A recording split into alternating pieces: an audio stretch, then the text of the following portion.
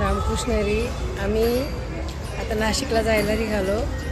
तर एक सुंदर असं इथे हे बघा आहे, तुळशी वृंदावन आहे. एका हॉटेलला आम्ही थांबलो, पण हे वृंदावन बघून इतकं मन प्रसन्न झालं ना. आणि त्यात तुळशी माता, अतिशय सुंदर हे वृंदावन बघूनच मन भरून आलं. तर तुम्हालाही या वृंदावनचं म्हटलं दर्शन व्हावं, खास तुमच्यासाठी हा व्हिडिओ. रामकृष्ण.